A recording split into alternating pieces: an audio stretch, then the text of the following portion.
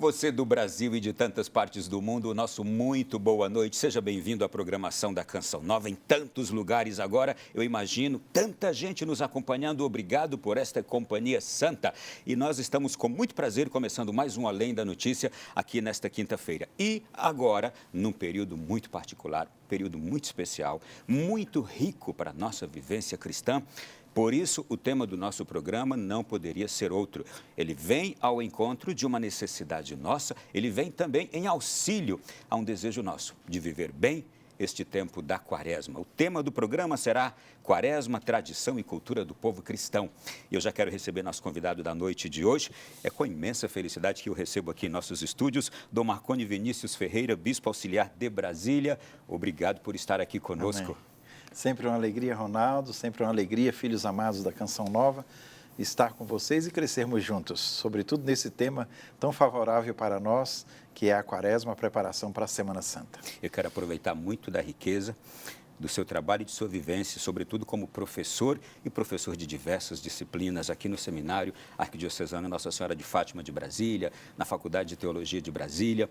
Mas eu quero aproveitar também e dizer que Dom Marconi nasceu no 3 de março de 1964 aqui em Brasília. Aliás, um 3 de março, como hoje. Então, eu quero já recebê-lo aqui. Meninos, por favor, vamos abrir esse programa diferente hoje. Tragam aqui um bolo para a gente começar este programa parabenizando a este bispo no dia do aniversário dele. Que bondade e que criatividade. Muito obrigado. É uma pena que a gente não vai poder comê-lo agora. Agora não, a gente espera. Mas quem está em casa, saiba, nós trouxemos. E é um bolo de verdade, Dom Marconi. Olha, eu estou vendo que é de verdade. Né? Olha aí, que beleza. Amém, parabéns. Amém. O senhor está completando 58 anos. Verdade. Um jovem bispo ainda, um menino, né? Obrigado. Como dizem as pessoas um pouco mais antigas. Gente, o Dom Marconi... Pode tirar, por favor, agora. Agora depois pode tirar. A gente come senão depois, vem a tentação, O Dom Marconi especializou-se em Teologia Litúrgica pelo Pontifício Ateneu Santo Anselmo e, em seguida, pelo Instituto de Teologia Litúrgica da Universidade de Santa Cruz, ambos em Roma. Primeiro sacerdote oriundo da Arquidiocese de Brasília, foi ordenado em 1988. Em 2014, nomeado Bispo Auxiliar aqui da Arquidiocese de Brasília. Já me referi aqui, ele é professor de diversas disciplinas, excelente, grandioso professor aqui na nossa Arquidiocese. E ainda há alguma coisa sobre ele que poucos sabem. Foi animador das missas na capela privada do Papa João Paulo II, tocava e cantava. Ainda hoje consegue tocar e cantar? Tem tempo para isso? Não, agora mais não, só acompanho o povo que toca na missa. E como foram aquelas experiências com João Paulo II? Uma experiência sempre muito rica, né? Seja aqui em Brasília, quando ele nos visitou, seja lá na Santa Sé, quando eu tive a graça de estar estudando em Roma e teve a visita de Límina, e por isso mesmo eu fui chamado para animar as missas dos nossos bispos que participavam da missa privada com o Santo Padre na capela dele, né? Durante a ad limina. Por isso eu tive essa graça de estar tão perto de um santo. Ele brincava com o senhor de vez em quando. Como é que ele lhe chamava? Um pouquinho, meu guitarrista. Ele me chamava meu guitarrista, porque era tantas vezes que a gente tocava que ele acostumou me chamar de meu guitarrista. Era um carinho do Santo Padre. Muito bem. Dom Marconi, o tema de hoje, Quaresma, Tradição e Cultura do Povo Cristão. Não vou fazer uma pergunta específica, vou deixar o senhor já à vontade para abrir este tema, a reflexão. O quanto é caro para o senhor esse tema da Quaresma? É verdade. Dentro da liturgia nós temos os diversos tempos chamados assim, e nesses tempos temos os tempos fortes, que formam um ciclo. Assim, o Natal, o Advento para o Natal é um ciclo natalino, um tempo de preparação para o Natal. E a Quaresma para a Páscoa, o ciclo pascal, um tempo de preparação, a Quaresma, e o tempo de realização, a Páscoa. Dentro desta perspectiva dos tempos fortes, assim chamados, nós mergulhamos neste tempo de extrema importância na vida da igreja, para nós cristãos, onde nos traz, sobretudo, o aspecto da conversão e da preparação mais imediata para a Semana Santa. De tal forma que a igreja aproveitava-se desse tempo também para a preparação imediata dos catecúmenos, daqueles que iriam na vigília pascal receber os sacramentos da iniciação cristã. E junto com este aspecto litúrgico, pegou no povo de Deus o sentido da conversão e da conversão que exige, de fato, uma mudança de vida. E para esta mudança de vida, algo bem concreto, não é? Seja o jejum, seja a penitência, seja a caridade, seja igualmente a vida de oração, todo o aspecto em que a gente tem que trabalhar com a gente também, no nosso interior e no nosso corpo, para manifestar preparar-se de forma, diríamos assim, próxima da Páscoa do Senhor, da Semana Santa, dos seus grandes e preciosos mistérios, da sua paixão, morte e ressurreição. E daí, durante a história da igreja, este tempo quaresmal, ele levou em conta muitos aspectos na vida dos cristãos. Teve tempo, inclusive, de penitências muito exigentes, penitências até que levavam o povo a um jejum muito exagerado, não é? E com isso trouxe até mudanças na própria quaresma. Imagine que o povo passava 40 dias de um jejum tão intenso durante toda a quaresma, que a vigília pascal, porque também se demorava muito, era uma noite inteira de vigília, o povo não aguentava. Como consequência disso, num dado momento na história, o Papa chegou a permitir que a vigília pascal não fosse mais celebrada do sábado para o domingo, e sim no sábado de manhã. E ainda hoje tem gente que chama sábado de aleluia, porque 9 horas da manhã do sábado, não é, o povo já gritava aleluia, Jesus ressuscitou, já era celebrado assim. E por que antecipou para o sábado de manhã? Porque o povo não aguentava a força do jejum. É aí, então, que o Santo Padre Pio XII, sobretudo na reforma litúrgica da Semana Santa, em 1959, ele vai colocar simplesmente 2 dias de jejum obrigatório na igreja, a quarta-feira de cinzas e a sexta-feira da paixão.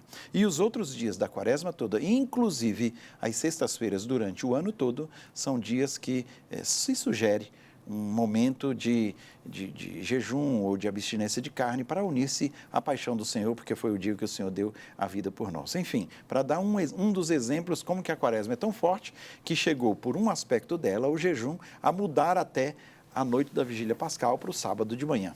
E com Pio XII voltou novamente a vigília pascal do sábado para o domingo, foi naquela madrugada que nosso Senhor ressuscitou. Depois de ouvir o Dom Marconi, a gente agora vai ver também um trabalho que a nossa equipe preparou para ilustrar mais ainda esse tema de hoje.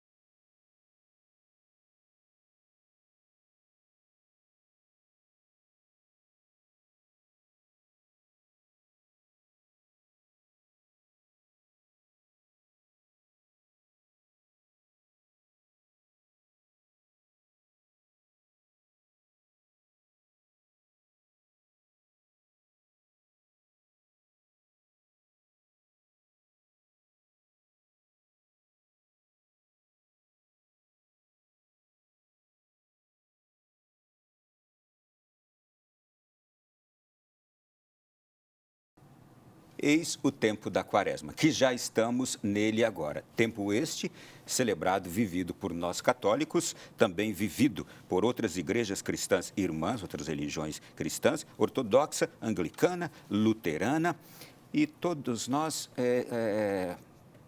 olhamos bastante para a questão dos 40 dias, não é? Essa quarentena, quaresma, 40. O que há de simbologia neste número?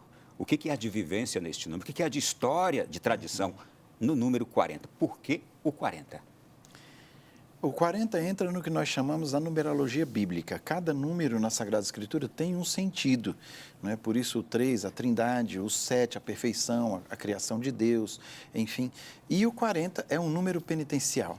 Ele nos remonta aos 40 dias de Noé, esperando para abrir a arca e soltar a pombinha, depois os 40 dias de Elias andando no deserto, até chegar ao Monte Horebe para encontrar-se com o Senhor, depois ainda os 40 anos do povo que passou para chegar na Terra Prometida, e até chegar ao grande número 40, que foram os 40 dias de Jesus jejuando no deserto. Ele mesmo nos deu como que um exemplo para vencer as tentações, e ele depois vai falar no seu evangelho, há tentações que só com a oração e o jejum. Então, este número 40, ele é identificado como um número penitencial. A igreja toma este número 40 e, preparando-se para a Páscoa do Senhor, para os mistérios da paixão, morte e ressurreição de nosso Senhor, coloca 40 dias em que todo o povo de Deus se volta para uma penitência. Penitência corporal, através do jejum, também da caridade, também da abstinência de carne, enfim, e uma penitência também espiritual, aquilo que nós precisamos mudar dentro do nosso coração, como meditávamos ontem em Joel, não é? Rasgai os vossos corações, não as vossas vestes, né? Então, mais do que um estado externo, há algo interno para a nossa conversão e maior intimidade com o nosso Senhor. Bom, e aí a quaresma começa na quarta-feira de cinzas, portanto, começou ontem, quarta-feira de cinzas, e o seu término, ele tem alguma coisinha que deixa dúvidas. Ele termina no domingo de Ramos ou na quarta-feira santa? A quaresma, ela começa na quarta-feira de cinzas e termina nas vésperas da quinta-feira santa, porque na quinta-feira santa começa o tríduo pascal. Então, ela vai, de fato, até a quarta-feira santa.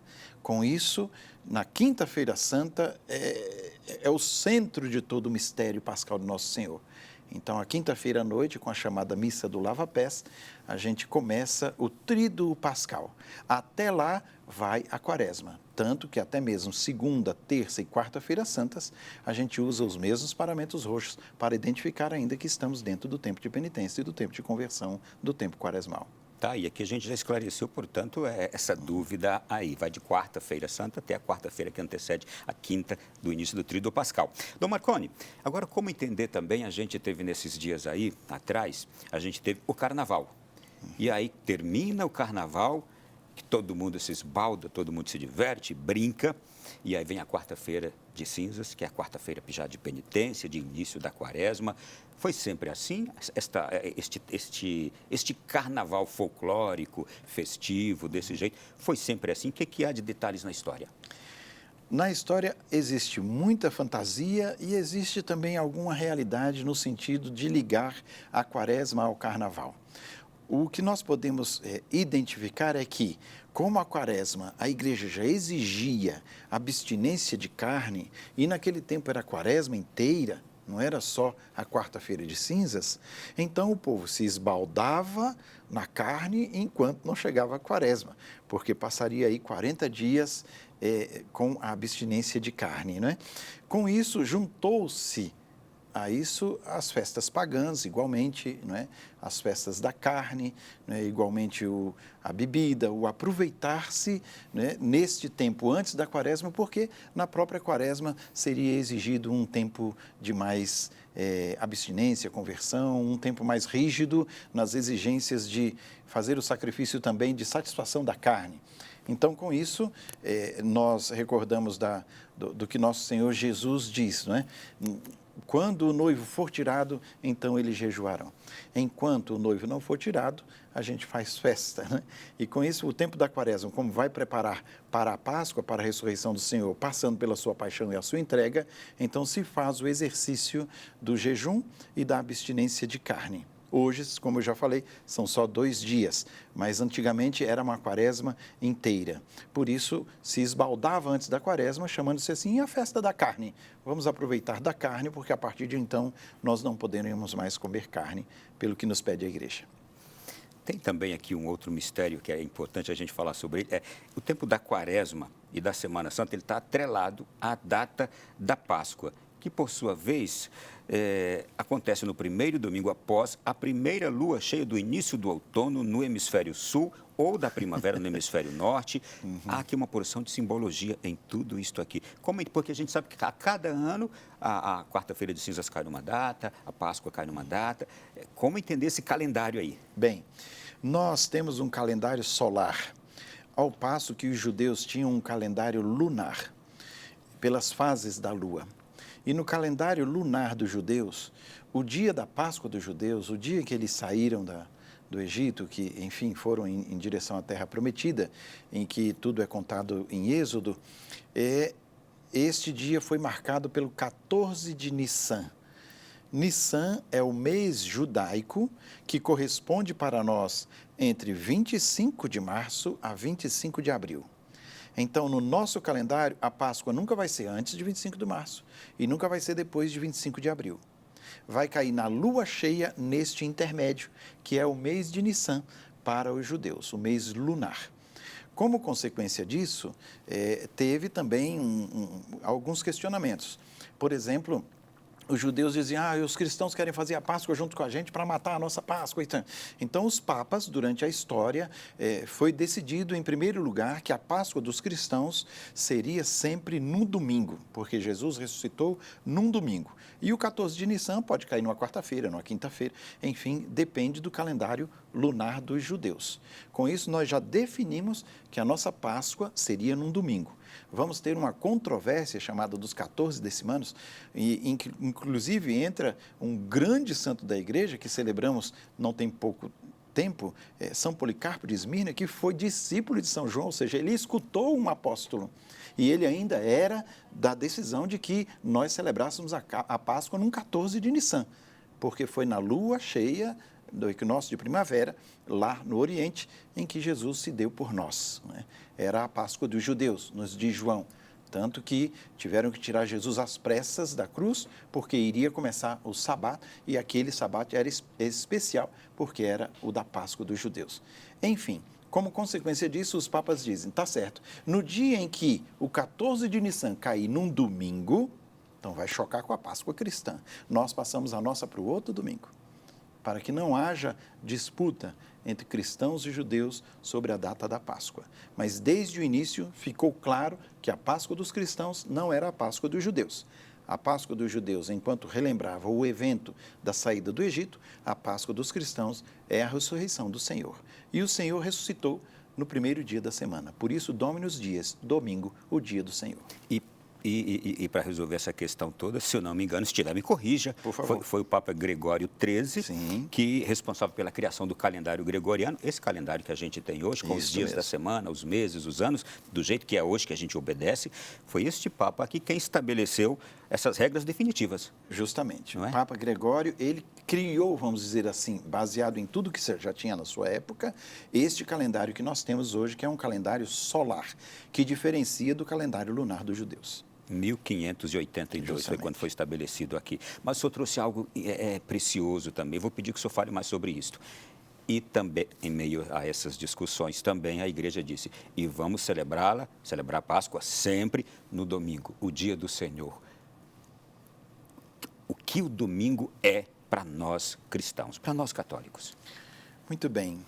Para aqueles que quiserem aprofundar, eu aconselho ler a encíclica do Papa João Paulo II, Dies Domini, o Dia do Senhor, que nos traz a força do domingo. Ele começa a dizer, é o dia da criação, é o dia da recriação, porque é o dia da ressurreição do Senhor, é o dia dos dias, é o dia do Senhor, é o dia do homem, ou seja, para que o homem também, redimido por Cristo, ele participa da vida em Cristo. Então, é o novo dia, eis que faço novas todas as coisas. E tudo isso parte da ressurreição, como nos diz Paulo. Se Cristo não ressuscitou, estamos celebrando um defunto. Mas não, Cristo ressuscitou e por isso ele é o Senhor.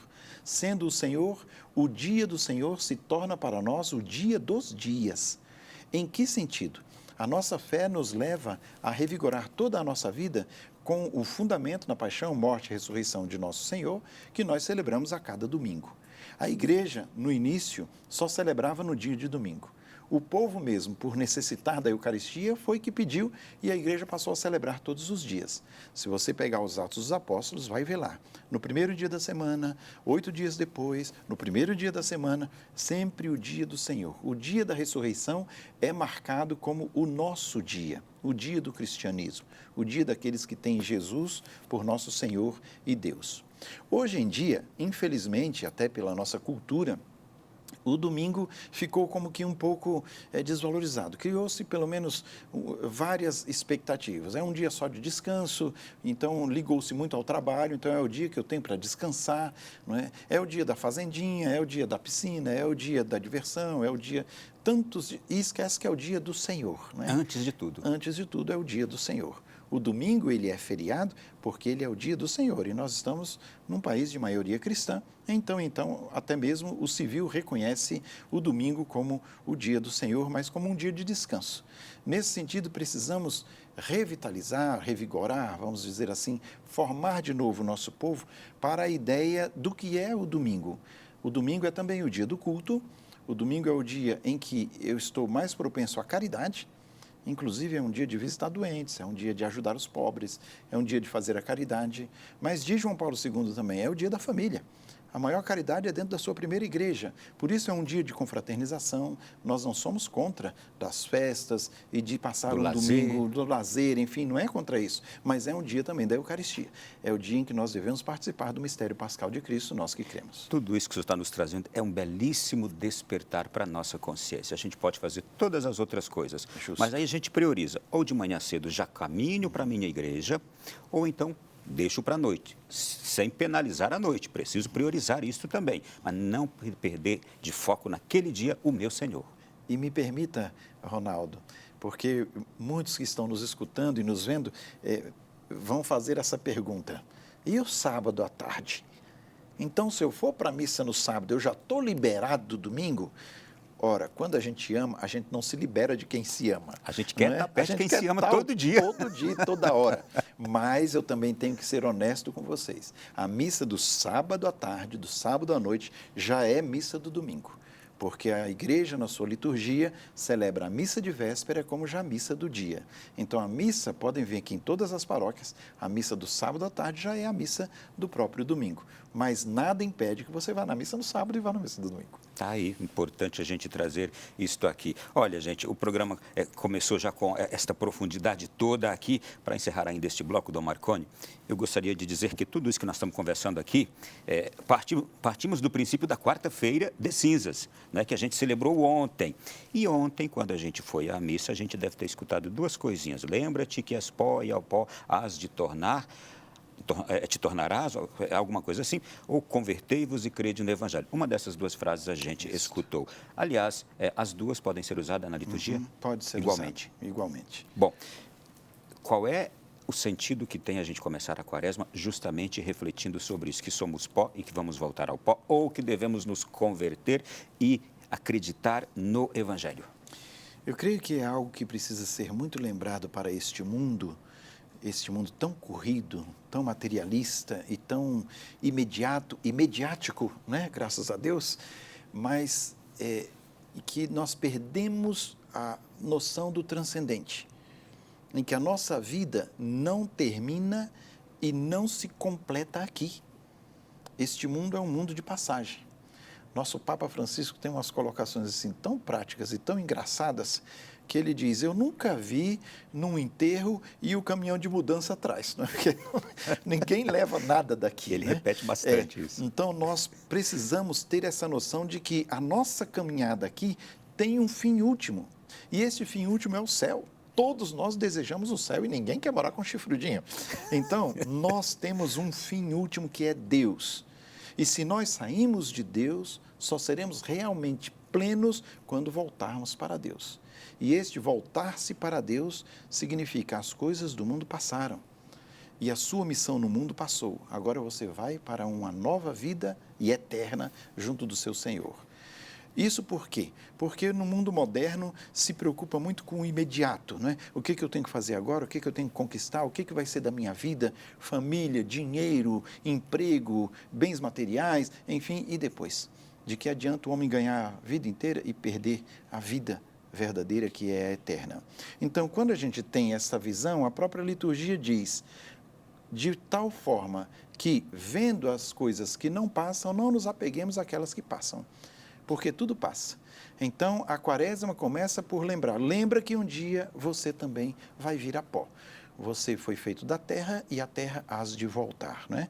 Então, são as duas frases que o padre pode usar quando ele derrama cinza na cabeça das pessoas. Convertei-vos e crede no Evangelho, que é uma frase trazida do próprio Evangelho em Nosso Senhor Jesus Cristo, e a outra, lembra-te que és pó, e ao pó hás de voltar. Um dia você vai ter que prestar contas a Deus da sua existência. Isso não é para criar um medo, um receio e uma religião de um temor que é mais medo do que respeito a Deus. Mas isso é para que a gente tenha uma lembrança de que a gente não se realiza neste mundo. É um santo conselho. Um santo conselho, você falou muito bem. Muito bem. Olha, gente, primeiro bloco já foi, nós vamos para o intervalo e daqui a pouquinho tem uma porção de outros assuntos. Dentre eles, eu já estou olhando para um aqui, propósitos que a gente já faz nesse tempo de quaresma. Às vezes a gente consegue ir até o fim, às vezes não, mas tem outras coisas aqui, penitência, abstinência, oração, jejum, daqui a pouco na sequência do nosso programa.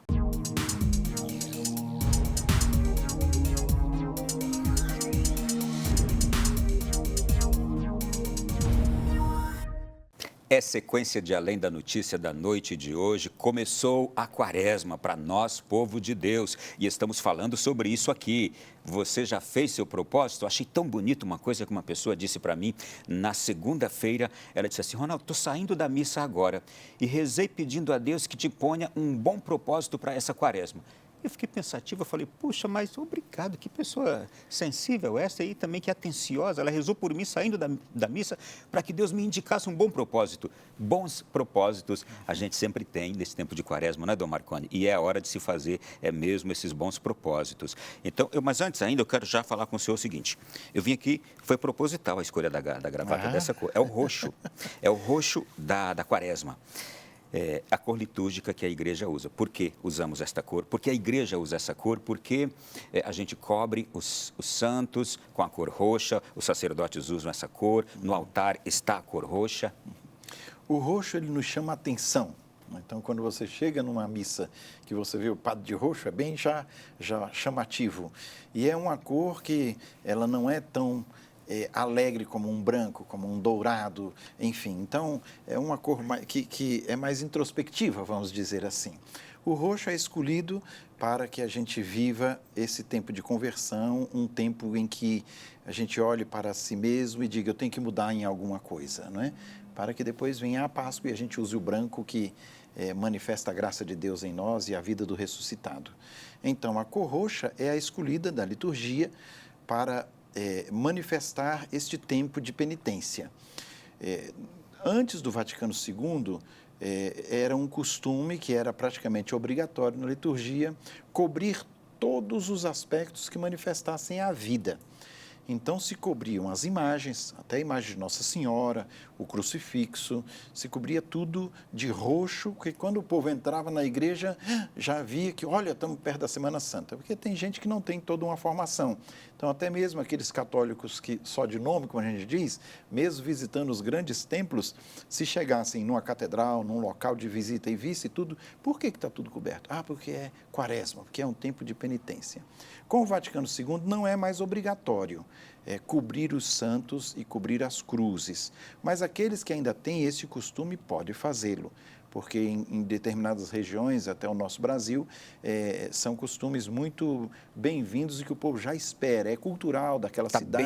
Está bem arraigado ali. Então, a igreja não proíbe, mas também não obriga a cobrir tudo. O que ficou reduzido é que, na Quinta-feira Santa, terminando a Missa da Ceia do Senhor, ou conhecida pelo povo como Missa do Lava-Pés, se desnuda o altar, o Santíssimo é tirado, tem a transladação do Santíssimo, então quem entrar, tire tudo da igreja, do ambão, toalhas, enfim, para manifestar a sobriedade do momento em que nós já entramos na paixão de Nosso Senhor, e a Sexta-feira Santa e o Sábado Santo, a igreja fica desnudada, esperando então a Vigília Pascal para cobrir o altar de novo, o Círio Pascal e tudo aquilo que manifesta a vida. Esse é o sentido do roxo. Por isso mesmo, o roxo também é utilizado no momento da confissão. Quando você vai se confessar, vai para o confessionário, você vê que o padre põe uma estolinha roxa para dizer, olha, é penitência. Aqui, então, é um momento forte em que você está disposto a fazer propósitos e propósitos de mudança de vida. Às vezes, mudanças de hábitos e mudanças também do coração, de coisas que a gente não quer mudar. Nesse sentido, a gente busca a conversão com atitudes concretas, com propósitos que a gente faz no tempo da Quaresma. Vou usar o termo introspecção. Também a gente vê, vez por outra, o sacerdote usar o roxo também nas celebrações de exéquias, fúnebres, não é? Introspecção. O roxo também é usado nesses momentos, sobretudo de exéquias. Não foi abolido o negro, o preto não foi abolido.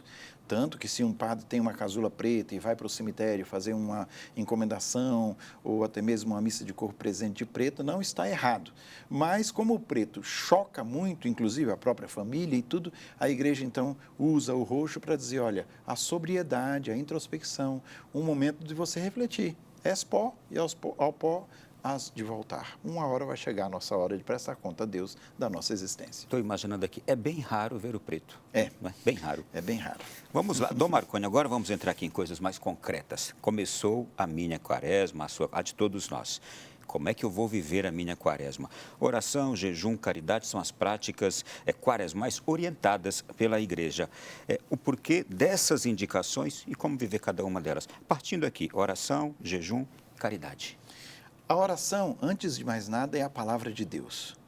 Jesus diz claro, quando fores rezar, entra no teu quarto para conversar comigo. A oração é o quê? Aquela intimidade, é abrir o coração com Deus, mas igualmente escutar Deus. Então a Quaresma, ela nos traz uma vida de oração bem intensa. Estejam bem preparados nos domingos quaresmais de todos os anos. O ano A é um ano mais reservado, como é Mateus, é um ano mais reservado para os catecúmenos. São evangelhos que vão preparando para receber os sacramentos da iniciação cristã na vigília pascal.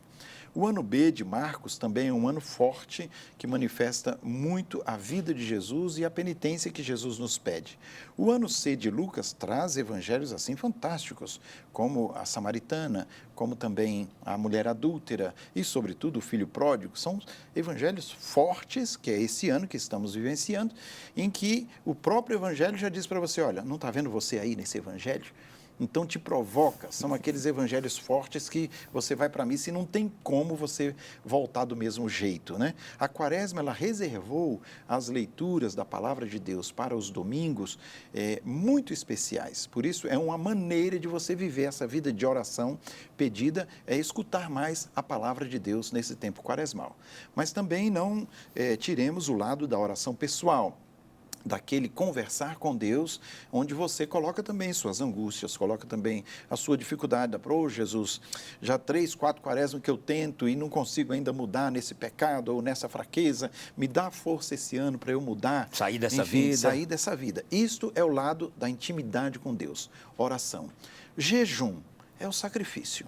O jejum, quando a gente diz jejum, às vezes as pessoas também entendem algo muito literal. Eu vou passar 40 dias sem comer carne e no 41º eu como um boi inteiro. Não, não é isso, não é? Não é esse o significado literal do jejum. É você fazer um sacrifício onde o seu jejum tenha também outras perspectivas. O primeiro é unir-se a Jesus, porque ele jejuou para vencer a tentação.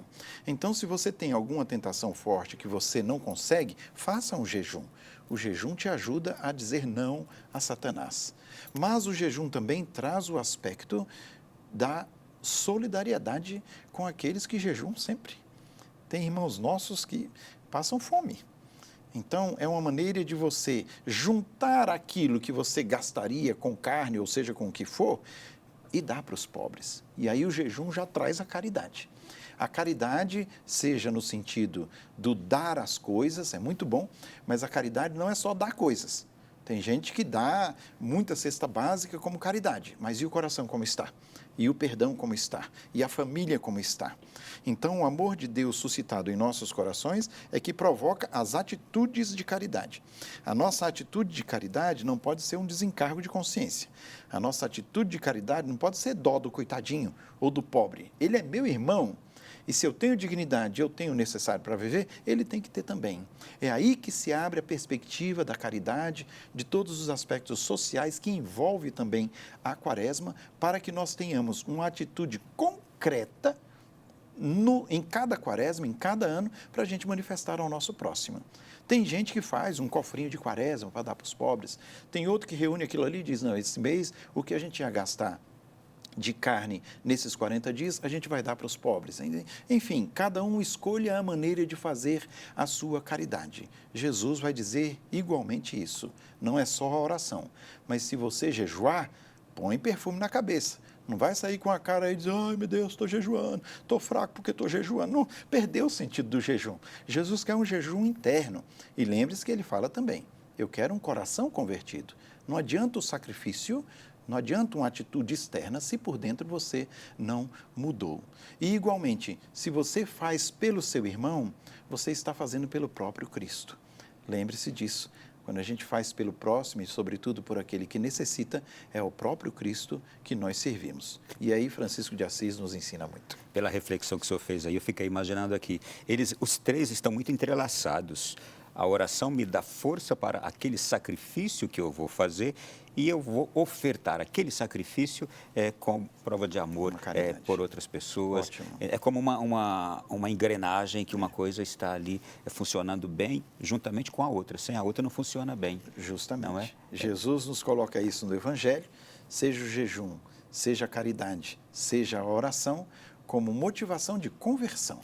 Então, nós nos convertemos ouvindo a palavra de Deus e rezando, nós nos convertemos fazendo sacrifício, porque não somos deste mundo, e nós nos convertemos amando como Jesus amou, dando a vida, caridade. Deixa eu aqui extrair um pouco mais do Senhor. E para eu que não tenho hábito de rezar, de orar, não sei como fazer, eu que sou um católico muito distante dessas práticas de intimidade com o meu Deus, que só admiro, que sou alguém que assiste a TV Canção Nova, que sou alguém que vou para a missa, mas fico lá atrás. Não me deixei ter intimidade com o meu Senhor ao longo desses anos todos. Como é que eu vou orar? Como é que eu vou começar essa prática de oração?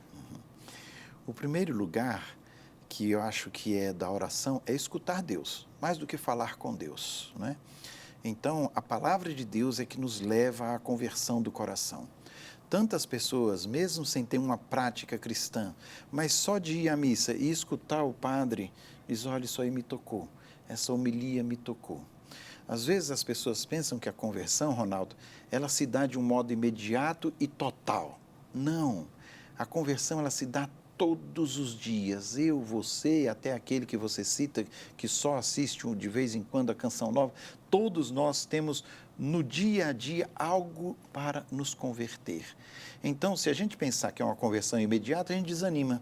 Ah, eu nunca consigo, sempre eu estou devendo para Deus. Se a gente também pensar que não tem que fazer o esforço de conversão, a gente acomoda. Não precisa, que eu sou pecador mesmo, e aí acomoda no pecado. Não, todos os dias eu tenho que dizer, como que eu posso me esforçar para ser melhor? Na conversão do coração, começa pela escuta da palavra de Deus. E essa escuta, como se converterão se não tem quem pregue? Então vem a pregação. Essa pregação não vem só do padre na igreja. É um conselho de um pai, é uma palavra de uma mãe, é um convívio dos irmãos, é algo que a minha própria consciência e o Espírito Santo trabalha. A gente sabe quando está no caminho certo e a gente sabe quando a gente pisa na bola. É o Espírito Santo que nos acusa e diz, você não fez o que está certo. Engraçado que o Espírito Santo, ele não nos obriga, não nos amarra, não nos puxa de volta. Não, ele nos orienta, ele nos aconselha. E por isso o Espírito Santo diz, por aí você não vai ser feliz. Dentro de nós, a palavra de Deus, Deus fala conosco. Basta você ter ouvidos. Mas quem tem ouvidos, ouça. Ouça o que o Senhor tem a lhe dizer. Assim vai produzindo a conversão, dia após dia. Tanto que nós vamos num crescimento. Tem gente que nem conhece a Deus e muitas vezes vive uma vida de pecado por falta de conhecimento. Então já não é pecado. Se eu não tenho conhecimento daquilo que é pecado, eu não estou no pecado. Tem outros que mesmo conhecendo, perseveram. E tem outros que sabendo e se conhecendo, vão mudando. E essa mudança é necessário um tempo da graça do Senhor. Eis aí esse tempo da graça, o tempo quaresmal. Dom Marconi, tem o jejum, jejum, que eu me abster de comer alguma coisa, mas tem algum outro sacrifício que eu possa fazer também e que serve como uma prática, como um jejum? Tem alguma penitência? Posso me penitenciar, me abster, me penitenciar de alguma coisa? Qual a diferença entre esses termos todos? Primeiramente, tem outros jejuns, não só o de comida, né? Às vezes o jejum dos olhos, né? Evitar ver coisas que me levam a pecar, o jejum dos ouvidos, né? Hoje em dia a gente fala tanto de fake news, o jejum das mídias, né? Quanto tempo eu fico no TikTok ou no Zap? E quanto tempo eu fico com a palavra de Deus? Então a gente tem um disparate muito grande, não é? Quanto tempo eu fico com as pessoas? Com as pessoas, quanto tempo eu converso com meu filho, quanto tempo eu converso com minha esposa, rezamos juntos em casa. Nós viemos de uma tradição de rezar terço em casa, do pai reunir todo mundo, enfim. Há quanto tempo que não fazemos mais isso? Quanto tempo não fazemos isso? E, inclusive, os pais davam para os filhos, diríamos assim, conselhos de jejum. Meu filho, ó, esse mês você não vai comer bala. É daí que ficou na cabeça de muita gente dizendo, a quaresma eu já tenho comigo que eu não como chocolate. Então eu vou passar 40 dias sem comer chocolate, pessoas que são chocólatras, né? Outros dizem, não vou beber, então na quaresma eu não bebo. Enfim, aí eu passo a quaresma toda sem beber. Tudo isso é válido. Não vamos tirar aquilo que cada um acha que oferecendo a Deus é um sacrifício que faz, e esse sacrifício tem um peso. Mas vejamos também os sacrifícios por amor ao próximo, o julgar. Né? Jesus fala muito bem no Sermão da Montanha, não é? Não julgueis, não é? Não condeneis o próximo. Não é? E a gente, às vezes, a língua fala mais do que o que é verdade, as calúnias, as difamações, outros aspectos no campo da justiça, a corrupção que nenhum de nós gosta, todos nós queremos um mundo melhor para todos nós, não é? Então a gente não aceita aquele que se aproveita ou aqueles que pensam só em si ou em grupinhos. A gente tem que viver o bem comum, a gente tem que buscar o que é bem para todos, né? Para que todos tenham uma vida melhor. Eu vim para que todos tenham vida. Então, todos esses aspectos são propósitos que a gente pode fazer. E assim, o propósito pode ser daquele simples, que até não tem nada, mas vai oferecer a Jesus, esse mês eu não vou comer carne e tal, até aquele grande que tem uma caneta e que decide tudo e diz, esse tempo de quaresma eu vou fazer um exercício de talvez ser mais justo, de levar mais em conta aquilo que me pede no meu ofício, no meu trabalho, enfim, cada um veja na sua consciência, escute Deus falando o que é que Ele está te pedindo nessa quaresma. A gente tem uma grande dificuldade atualmente nos relacionamentos. Aqui poderia bem entrar aquele sacrifício que eu posso me cobrar de me reaproximar de muitas pessoas, sobretudo no âmbito familiar, de buscar corrigir justamente esse distanciamento. Hoje a gente dá tempo para tanta coisa, mas não dá tempo para os de casa, para os da família, para aqueles que são íntimos. São sacrifícios que a gente refletindo, parando para ouvir, a oração é ouvir, como o Senhor nos disse aqui também, ouvir a Deus, eu posso me propor alguns sacrifícios, né? Isso sim, nos nossos tempos, estamos lutando tanto para ter a paz. E a paz, a gente quer que seja um cessar guerras. Mas a paz consigo mesmo, a paz é a presença de Deus. Eu vos dou a paz, eu vos deixo a minha paz, que é Ele mesmo. É a presença de Cristo ressuscitado dentro de nós. Isso é a paz, né? Nesse sentido, por causa das polarizações, seja até no campo da fé, seja no campo da igreja, seja no campo político, enfim, nós encontramos tantos disparates de pessoas que deixaram de falar com seus familiares, com as pessoas que amam, as pessoas mais próximas, porque pensa diferente de mim, está fora. Já risquei do meu caderninho, não é? Enfim, não é porque o outro pensa diferente que ele é meu inimigo. Eu posso até dizer, não concordo, respeito a sua colocação, continuamos amigos, mas não, estamos tanto nos extremos que as pessoas cortam pessoas. Nesse sentido é que falta mais humanidade, independente de religião, viu, meu caríssimo Ronaldo? Falta muita humanidade, o respeito ao outro, o escutar o outro, o colocar-se na situação do outro. Por que que ele está desse jeito? E mesmo que o outro esteja errado, eu não tenho o direito de pisar nele. Eu tenho, sim, o dever da correção fraterna se meu irmão me escuta. Se não escuta, chama outro. Se não escuta com o outro, chama a igreja. Se não escuta nem a igreja, aí paciência. Já fizemos todo o percurso que Jesus pediu. Mas eu não posso entrar no que o Papa diz e nos alerta hoje, nosso pai na fé, na cultura do descarte. e este descarte seja na natureza, ferindo a natureza, seja o descarte do próximo, o descarte humano. Eu não posso entrar nessa perspectiva. Isso não é humano, muito menos cristão. Há um grave problema que nós temos hoje. E eu vou até insistir mais com o senhor nisso, que é justamente isso, de nós cancelarmos pessoas, de nós excluirmos pessoas, apagarmos pessoas da nossa vida justamente por pensar diferente ou por estar vivendo algo diferente daquilo que eu concordo e que a gente entra num desacordo e pronto, um para lá, outro para cá. Isso causa muito sofrimento, né, entre as famílias. E eu ouvi um testemunho nessa semana que passou agora de algo muito bonito, de uma mãe e esposa, mas que passou a vida inteirinha sofrendo com filhos e sofrendo com o esposo, que lhe causavam dor, por viverem problemas, por viverem vícios, e uma mulher que nunca os cancelou, sempre correndo atrás deles, sempre se sacrificando por eles, sempre oferecendo o melhor dela para eles, e uma alma dessas que não perde a beleza, porque quando a gente encontra uma pessoa dessas, e eu encontrei essa pessoa, é uma pessoa extremamente bondosa, paciente, calma, mesmo tendo passado uma vida inteira assim, sofrendo por alguém que lhe causava dor o tempo inteirinho. É verdade. É um propósito que a gente pode ter nessa quaresma, e eu quero chamar você, meu irmão, que aproveita desse veículo de evangelização que é a nossa família Canção Nova. Tem alguém que você não está falando? Tem alguém que você não gosta na sua casa? Dá uma ligação, manda um zap, né? Os zaps hoje viraram, eu não quero falar com a pessoa, então eu mando um zap. Né? Então, manda pelo menos um zap, Feliz Páscoa, que seja. Estou rezando por você, para a pessoa não se sentir descartada. Quantas vezes uma palavra faz com que a gente revigore? Isso vai ser Páscoa. É a presença de Jesus em nós, e Jesus em nós se faz presente para o outro. Dom Marconi, apenas para tirar uma dúvida aqui, a gente está falando bastante disso, tá bem? Vou continuar. Jejum de carne ou da carne? Qual a diferença do termo? Olha, o jejum de carne, a igreja exige quarta-feira de cinzas e sexta-feira da paixão. Por quê? Quarta-feira de cinzas por iniciar a quaresma. Já falei no nosso primeiro bloco que o Papa Pio XII fez esta revolução. Muitos na época não gostaram, viu? O Papa agora está tirando o jejum, não. Mas era para voltar para o horário certo, a vigília pascal, na noite da ressurreição do Senhor. E sexta-feira da paixão, pelo evangelho também, que aqui já citamos. Quando o noivo for tirado, então eles jejuarão. Na sexta-feira, Jesus dá a vida por nós.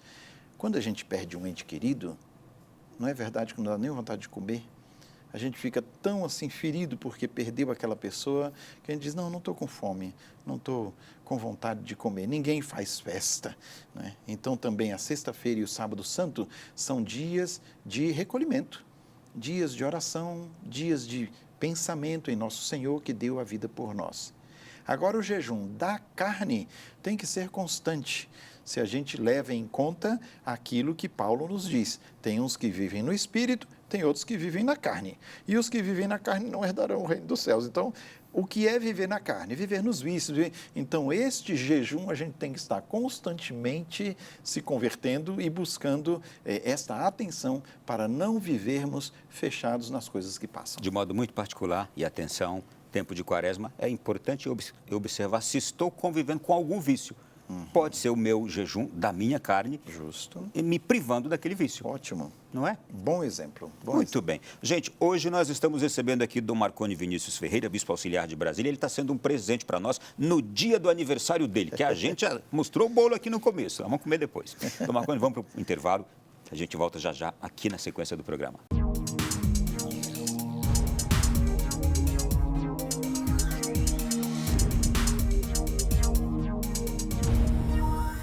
Sequência do nosso Além da Notícia da noite de hoje. Estamos em tempo de quaresma já. Esse programa foi pensado justamente para este dia e o nosso convidado também. Eu quero aqui apenas fazer algumas menções especiais para o Dom Marconi, que está aqui conosco. Alguns bispos fizeram parte da sua vida de modo muito particular. O Dom Geraldo do Espírito Santo Ávila, o Dom José Freire Falcão, o Dom Raimundo Damasceno Assis e o Dom Sérgio da Rocha também, que a gente sabe da sua grande amizade.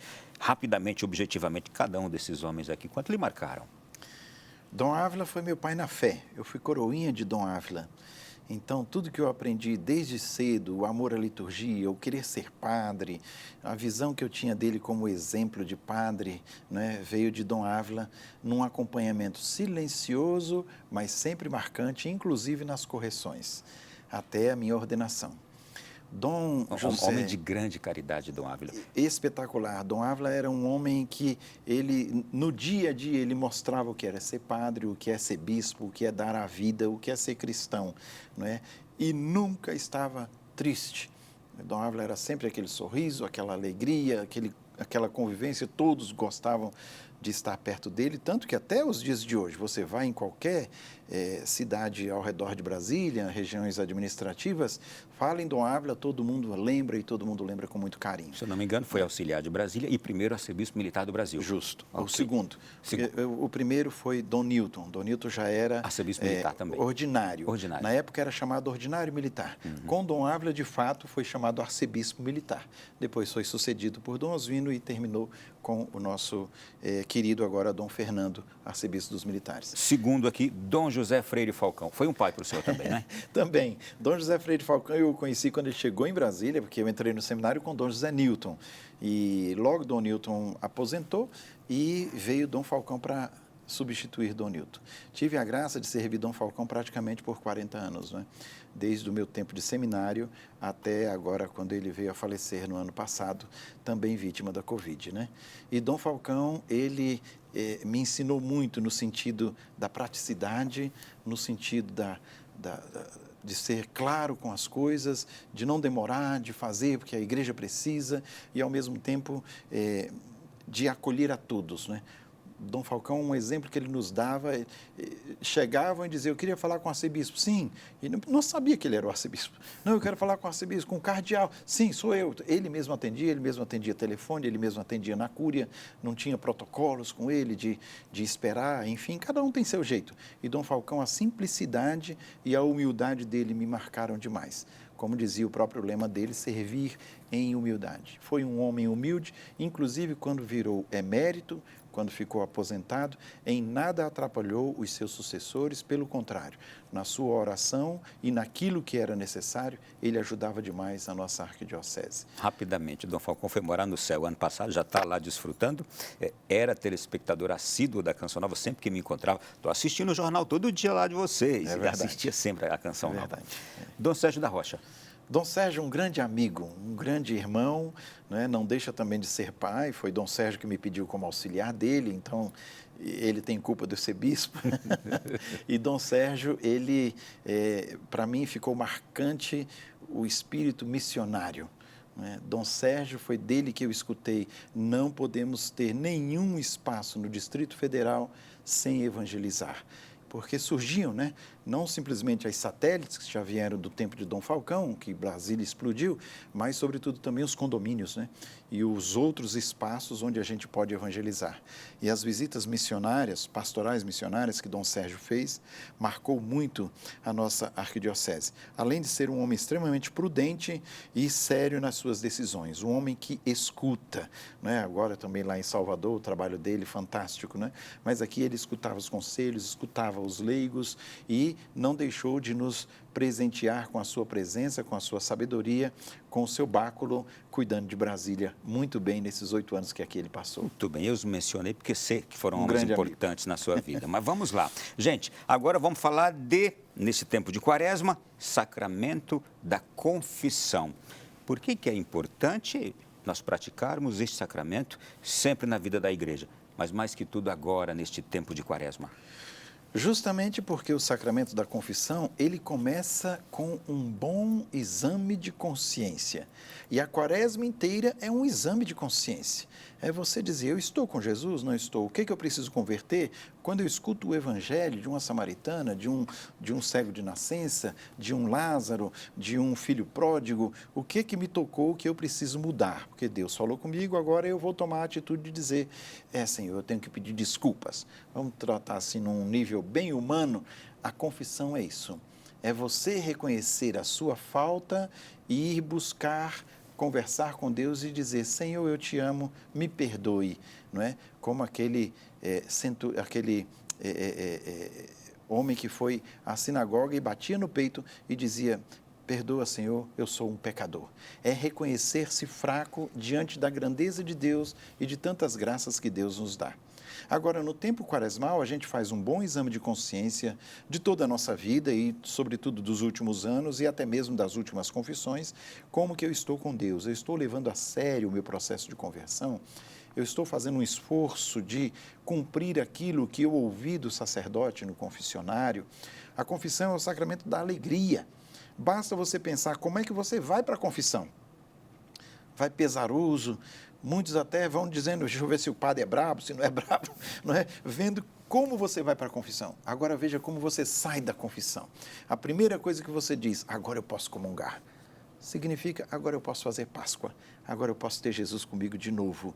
Né? Desta forma, a confissão é o sacramento da alegria, é o sacramento da volta, é o sacramento também da humildade, é o sacramento do reconhecimento. Deus já nos perdoa quando a gente se arrepende? Sim, já nos perdoa, mas Ele mesmo pede que a gente vá e, debruçado aos pés do sacerdote, que ali é Cristo, eu me confesso com Cristo.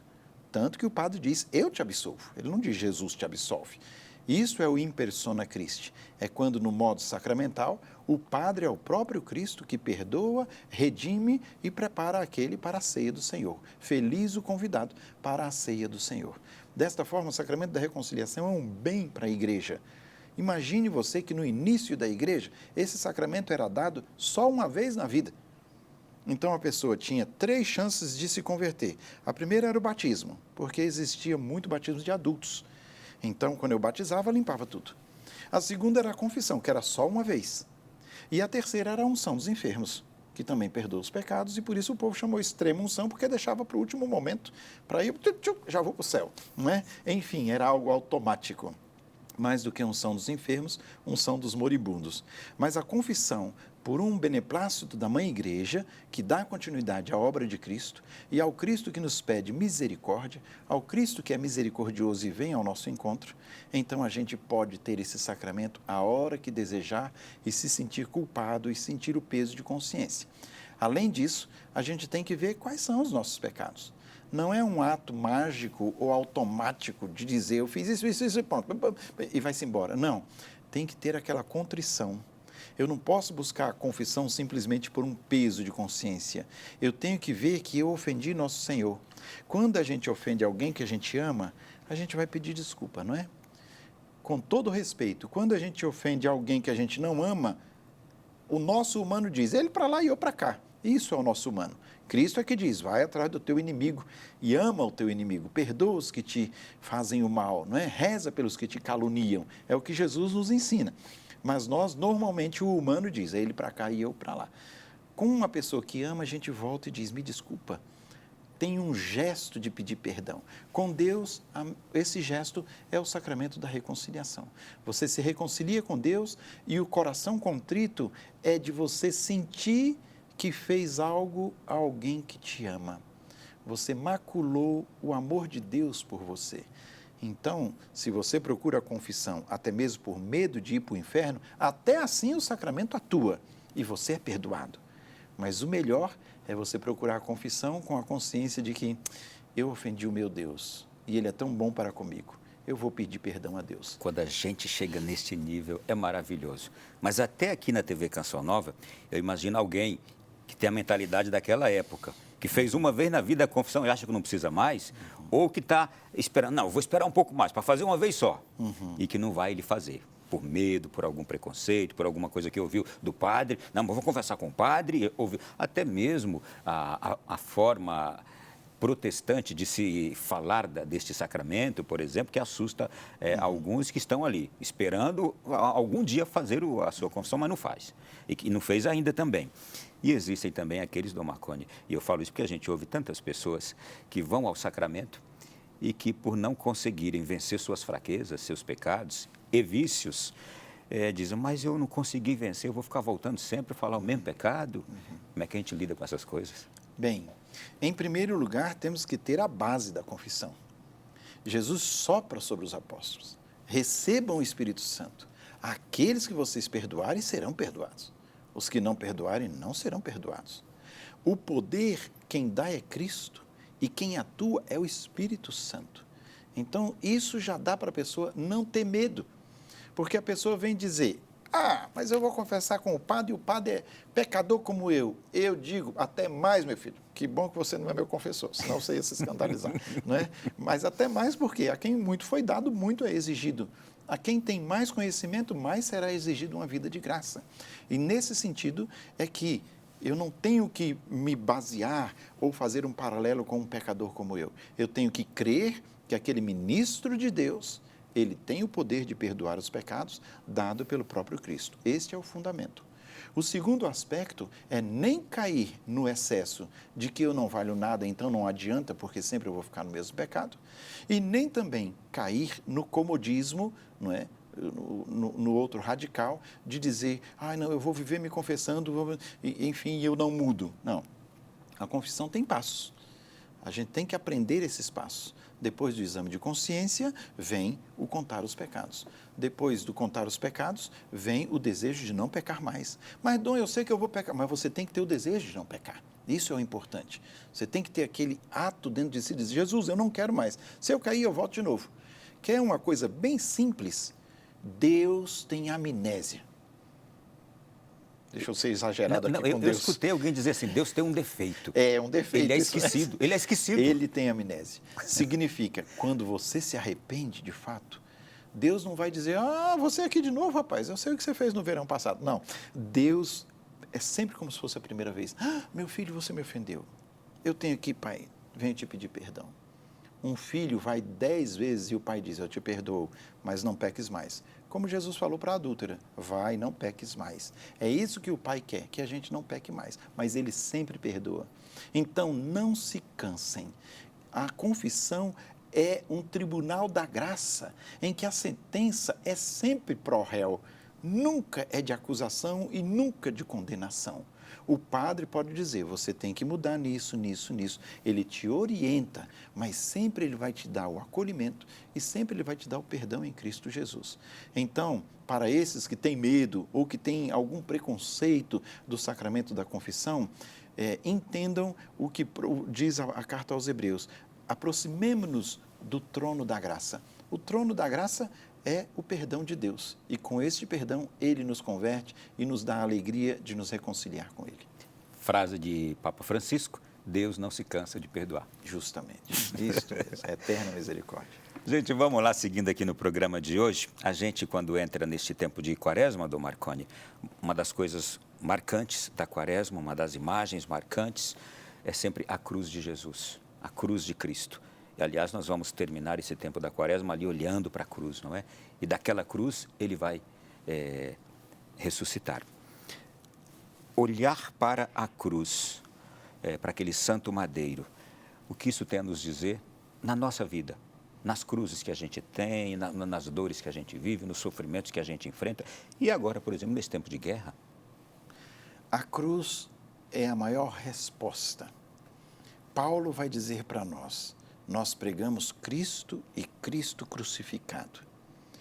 A crucifixão de Nosso Senhor é o maior ato de amor. Você pode ter um ato de amor por seu filho, mas você diz, é meu filho, então eu dou minha vida pelo meu filho. Mas você é pecador. Jesus, o justo, ele dá a vida por nós. Ele assume a cruz. Ele assume toda a maldade do mundo, ele assume todo o pecado do mundo. Ele é quem tira o pecado do mundo com a cruz, com o madeiro. O madeiro se torna, então, o sinal da nossa redenção. É assim que tudo na igreja a gente começa com o sinal da cruz. Ensinamos nossos filhos a persignar-se para que a mente esteja pura, a boca não saia nada indevido e o coração igualmente só ame a nosso Senhor. Todo o aspecto da cruz de Cristo, que é sinal de vida. Ali, ó morte, onde está o teu aguilhão? Ali onde a morte pensa matar a vida mata a morte e nos abre um espaço que antes estava fechado. Tanto que quando Jesus ressuscita, Na madrugada da sua ressurreição, ele desce à mansão dos mortos para arrebanhar os justos do Antigo Testamento. E para nós se abre uma perspectiva. Se com ele somos crucificados, com ele seremos co-ressuscitados. Desta forma, nós às vezes nos lamentamos pela nossa fraqueza humana. Vamos dizer que você sofra e você diga, mas eu mereço, porque eu fiz uma coisa errada, é consequência das minhas atitudes, enfim, de alguma maneira você encontra esse sofrimento uma resposta de culpabilidade. E aquele que não tem culpa nenhuma e diz, Jesus, eu nunca fiz nada de mal e estou sofrendo junto, é aquele que mais se une à cruz de Cristo. Então, na cruz de nosso Senhor, nós ganhamos força. Qualquer pessoa, crente ou não crente, que estiver passando pela maior dificuldade e a maior cruz que imaginar, que diga, é quase que um precipício na minha vida, eu perdi o sentido da vida, olhe para a cruz, como diz a música, né? Olhe para a cruz, foi por amor, por puro amor, e nesse amor é da cruz que a Quaresma abre para a gente o espaço do perdão.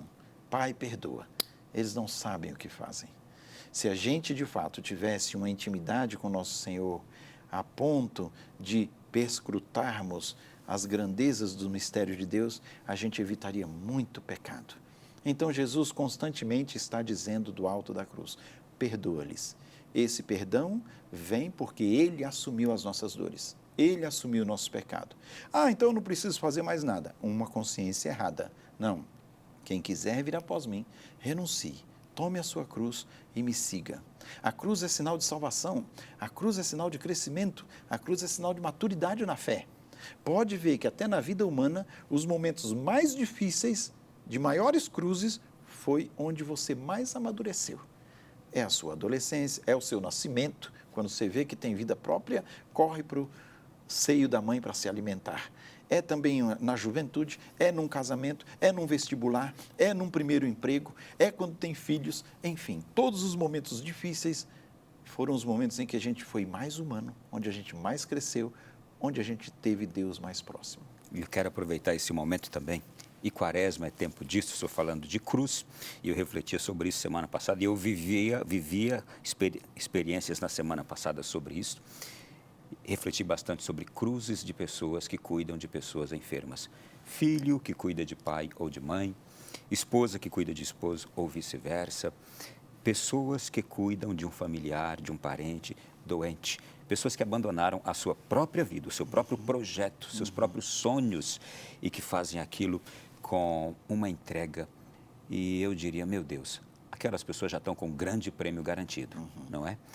E também olho até para a minha própria vida. Eu tenho uma cruzinha lá em casa, que é o meu filhinho especial. Quanto sacrifício, quanta exigência ele faz a nós. Mas é uma reciprocidade de amor que não tem nome. Não tem, e não tem preço. E não tem preço. E a gente não sabe nem como expressar essa reciprocidade que a gente recebe, né? Meu caríssimo Ronaldo, a cruz é o maior gesto de amor, porque amor e amar não é dar coisas, é dar-se. Então é cruz quando eu dou paciência, quando eu dou tempo, quando eu quebro, como você disse, os meus projetos, porque agora eu tenho que ajudar ali. É cruz quando eu vou para um hospital todo cheio de Covid e eu tenho que voltar para casa, não posso abraçar meu filhinho, não posso abraçar meu marido, tem todo um processo que eu tenho que fazer para poder estar com minha família novamente. É cruz a gente ver países entrarem em guerra, como você citou, neste momento em que estamos vivendo esse momento de dor para o mundo inteiro e de risco para o mundo inteiro. É cruz as cabeças duras. É cruz também quando você diz, meu Deus, eu já falei, mas não muda. Nós só não podemos desistir, porque Cristo não desistiu da gente e Ele deu a vida. Então, quando a gente aprende que a nossa vida só tem sentido em dar vida, por isso o serviço, a cruz se torna redenção. E assim, todo o nosso esforço, como o Papa nos pediu ontem, todos rezarmos pela paz no mundo, este esforço todo chega a Deus. Deus nos escuta e Ele nos manda uma resposta. Tem horas na nossa vida que a cruz é de tal forma que a gente não entende o porquê está passando aquilo. Quem nos ajuda? Nossa mãe. É ela que calava no coração. Ela não cobrava. Ela não dizia para Deus, ei, você disse que eu ia ser mãe de um rei e agora aí eu estou vendo um crucificado. Não. Ela calava no coração e confiava. Porque experimentar a cruz exige fé. Se eu for experimentar a cruz de um modo meramente humano, ou eu vou ser fatalista, eu tenho que passar por isso mesmo, eu tenho que sofrer mesmo, ou eu vou ser masoquista. Eu gosto disso, então eu vou sofrer. Não, a cruz em Nosso Senhor é vida. Por isso que os nossos crucifixos são com Jesus. Não é Jesus sem cruz, é Jesus na cruz. Ele assumiu as minhas dores e Ele agora me ajuda a viver essa quaresma para me preparar para esse grande momento da sua entrega por nós. Muito bem, olha, daqui a pouco, o momento final do nosso programa, é um intervalo bem rapidinho, a gente já volta aqui, já, encerrando o programa de hoje.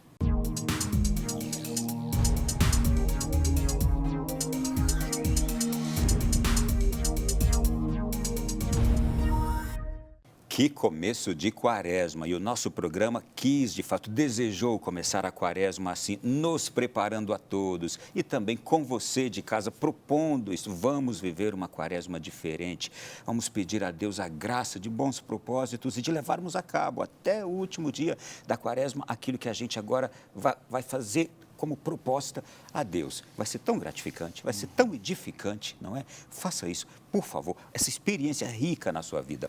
Bom, o nosso convidado de hoje, Dom Marconi Vinícius Ferreira, Bispo Auxiliar de Brasília. Dom Marconi, o Papa Francisco, os papas sempre têm uma mensagem para a quaresma, para nos ajudar, para fazer a gente refletir. O tema da mensagem do Papa deste ano é este: não nos cansemos de fazer o bem. É o tema central da mensagem do Papa para a quaresma deste ano.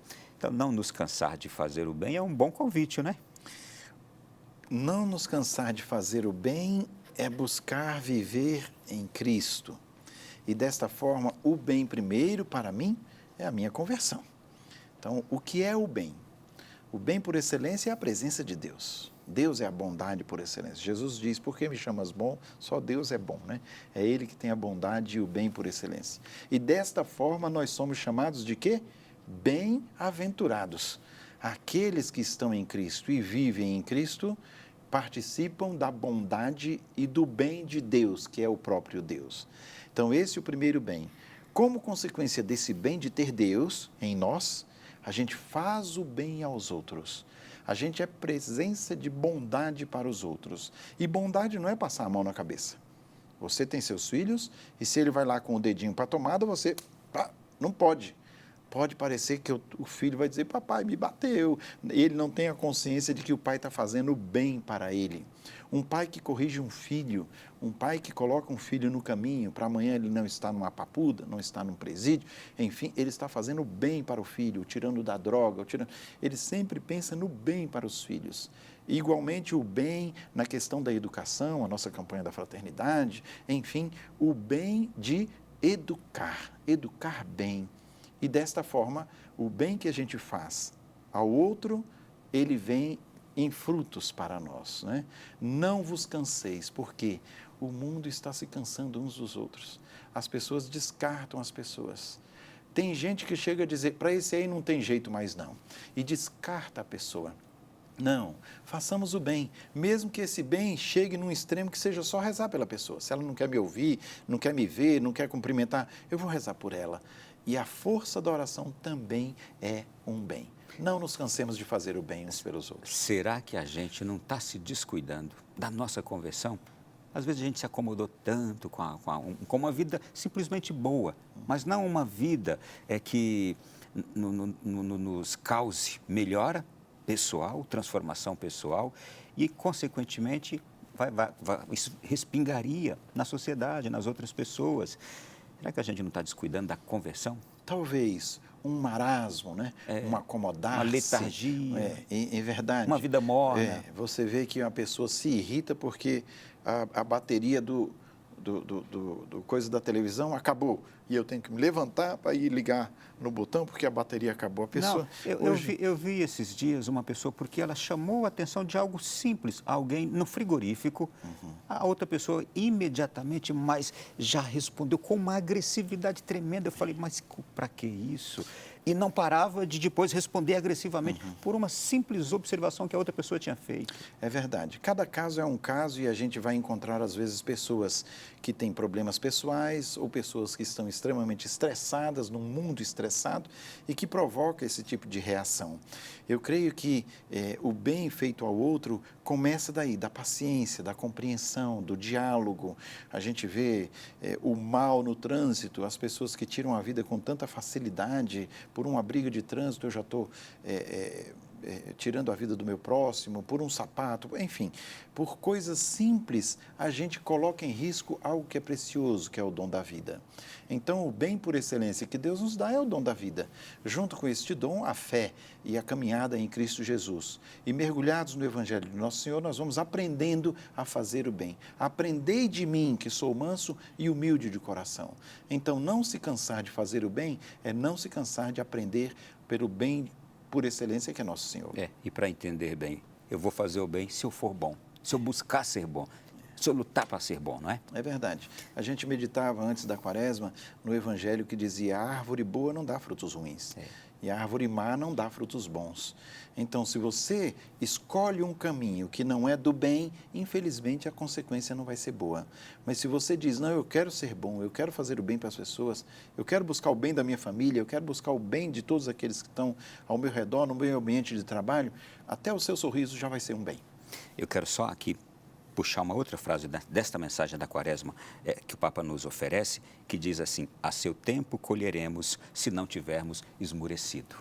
Então, essa busca de conversão, se a gente luta pela nossa melhora, pela nossa transformação, a nossa conversão, a seu tempo colheremos os frutos disso se não esmorecermos. Justamente, a maturidade de fé nos leva à virtude da esperança. Hoje o mundo está muito desesperançado. A pessoa começa um pouquinho, não dá conta, ela já desiste. Eu começo meu matrimônio, tenho uma crise, eu já desisto. Eu começo até minha vida consagrada, tenho uma crise, eu já desisto. Já digo para o bispo: não dou conta daquela paróquia. Enfim, as pessoas não podem esmorecer no primeiro combate. Pelo contrário, voltemos ao que já dissemos. Os momentos de cruzes e às vezes de crises são os momentos em que a gente enfrenta e cresce. Não para ser soberbo e autossuficiente, mas confiando em Deus e na sua providência, que Ele vai abrindo caminhos e a gente vai dando passos nesse fazer o bem. Última questão do nosso programa de hoje que eu quero lhe fazer aqui. O senhor gosta muito de usar um termo que aqui em Brasília eu lhe acompanho sempre e gosto de ouvir. O senhor gosta de falar e eu gosto de ouvir. Quando chegamos na Semana Santa, o senhor fala: a mais bela de todas, a semana maior, não é? Mas de onde vem essa nomenclatura Semana Santa? Semana Santa porque é a semana da nossa salvação. Se Cristo não ressuscitou, é vã a nossa fé. E por que Cristo ressuscitou? Porque deu a vida e venceu a morte. É a semana dos santos mistérios. A gente começa com um domingo de Ramos, onde todos homenageamos nosso Senhor e fazemos festa, hosana ao Filho de Davi. Reconhecemos nele o Filho de Deus vivo, o Messias esperado de Israel, aquele que é o princípio e o fim da nossa vida, não só de um momento, mas de toda a nossa vida. Nos 3 primeiros dias da Semana Santa, vivenciamos na Palavra de Deus aquilo que são os últimos passos de Jesus. A visita dele à família amada em Betânia, depois o planejamento de Judas e na quarta-feira a traição de Judas. É onde ele combina tudo com os mestres da lei, com os fariseus, com os saduceus. É daí também que se criou, Ronaldo, um costume no povo de jejuar não só na sexta-feira, mas também na quarta-feira, porque foi o dia mesmo que Judas traiu. Ele entregou na quinta, lá no Getsemane, mas na quarta-feira foi que ele fechou tudo pelas 30 moedas de prata. Fechou a tramóia. Fechou a tramóia, justamente. Então, o povo criou essa mentalidade, tanto que no início da igreja, as missas eram celebradas domingo, depois foram celebradas no domingo e na sexta-feira, porque o povo passava o dia inteiro de jejum e acabava esse jejum da sexta-feira com a missa. E depois da missa tinha o ágape, onde eles confraternizavam. E na quarta-feira, pela traição de Judas, celebrava-se domingo, quarta e sexta. Depois começou-se a celebrar todos os dias. Esse significado da quarta-feira, o dia da traição de Judas, que a gente vê na quarta-feira santa. Na quinta, já é o ato concreto de Jesus no lava-pés, no servir, não é? Eu, que sou mestre e senhor, fiz, vocês têm que fazer uns com os outros. É onde ele nos ensina na prática. E quando o nosso Pedrão diz, tu não me lavarás os pés com um respeito humano, Jesus diz, claro, se eu não te lavar, não terá parte comigo. Pedro está na consciência de uma ablução judaica, de purificação judaica. E Jesus responde de imediato, quem está purificado não precisa ser lavado. O lavabo que eu estou fazendo para vocês aqui não é um rito judaico, mas é dizer, você tem que servir o seu irmão. Você que é o maior tem que ser o menor. Você que é o mais importante tem que ser o servo de todos. Isso é o que Jesus nos ensina na quinta-feira, nos coroando com a Eucaristia e com o sacerdócio. Olha que graça, olha que santidade. A sexta-feira, sua doação por nós, sua prisão, sua flagelação, não é? A sua cruz e a sua morte por nós. E no sábado à noite, na vigília pascal, a sua ressurreição que dá sentido para a nossa existência. Senão, a gente fecharia neste mundo, morreria e acabaria tudo. Não, nós sabemos que aqui estamos de passagem, por isso Páscoa, e a nossa Páscoa definitiva será quando virmos a Deus face a face. Nós chamamos a Semana Santa de Semana Santa, mas nem sempre nos lembramos que podemos chamar a segunda de Segunda-feira Santa, a terça de Terça-feira Santa, quarta e quinta e assim por diante, não é? De todas a mais santa. De todas a mais santa. Dom Marconi, foi um prazer grande tê-lo aqui. O presente foi nosso. Mais uma vez, parabéns pelos seus 58 Obrigado. anos. Que Deus lhe revista de todo êxito em todo o seu episcopado, todo o seu trabalho e as coisas que Ele tem para o senhor aí para um futuro. Amém. Louvado seja Deus. Eu que agradeço sempre a sua postura tão desenvolta e ao mesmo tempo tão prática. Que Deus lhe conceda graça de carregar a sua cruz de cada dia, de fazer seus propósitos para a quaresma e de cuidar bem de sua família. E em sua pessoa, quero agradecer a toda a família Canção Nova pelo bem imenso que faz para a nossa igreja. E que vocês possam, nessa semana de todas a mais santa, viver os mistérios de Cristo depois de uma quaresma santa para gozar dele os frutos da Páscoa deste 2022. Muito obrigado. Vamos terminar com a bênção de Deus para todos que estão em casa? Como não? A nossa proteção está no nome do Senhor. Que fez o céu e a terra. Bendito seja o nome do Senhor. Agora e para sempre. Pela intercessão da Mãe de Deus, abençoe-vos e cubra-vos de saúde e paz o Deus Todo-Poderoso, Pai e Filho e Espírito Santo. Amém. Com gratidão a este querido bispo que aqui esteve e também agradecendo a você que esteve conosco até agora. Tenho certeza, valeu a pena, não valeu? Então agora a gente vai se encher de bons propósitos, ou ao menos de um propósito importante para vivermos essa quaresma, e ela será de fato diferente de todas as outras. Deus abençoe a sua noite, sua quaresma. Até o nosso próximo programa, se Deus quiser, na semana que vem.